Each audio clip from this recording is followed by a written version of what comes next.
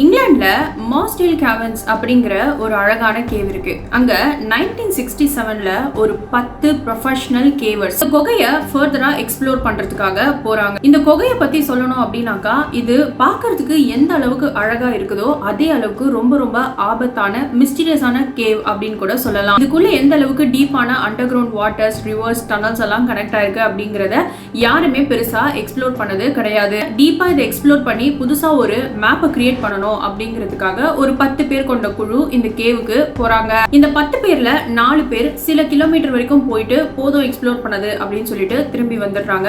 ஆனா மீதி இருக்கிற 6 பேர் இல்ல, நாங்க இதை டீப்பா எக்ஸ்ப்ளோர் பண்ண போறோம் அப்படின்னு சொல்லிட்டு மேற்கொண்டு உள்ள நடக்க ஆரம்பிக்கிறாங்க. இந்த குகைக்குள்ள அவங்களுடைய பயணத்தை ஆரம்பிக்கும் பொழுது ரொம்பவே ட்ரையா இருந்த கிளைமேட் இந்த 4 பேர் வெளியில வரும் பொழுது பயங்கரமா மழை கொட்டி இருக்கு. வெளியில வந்த 4 கேவர்ஸ்ல இருந்த ஒரு லேடி இந்த மழை கொட்டுறத பார்த்திருக்கிறாங்க. குகையுடைய வாசல்ல போய் நின்று பார்க்கும் பொழுது உள்ள இருக்கிற டனல் எல்லாம் கடகடன்னு நிரம்ப ஆரம்பிச்சிருக்கு.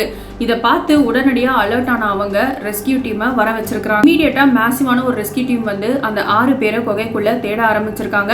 ஆனா தண்ணி ரொம்பவே ஜாஸ்தியா இருந்ததுனால அடுத்த நாள் தான் அவங்களை கண்டுபிடிச்சிருக்காங்க. ஆனா அந்த 6 பேருமே தண்ணியில மூழ்கி இறந்து போயிட்டாங்க.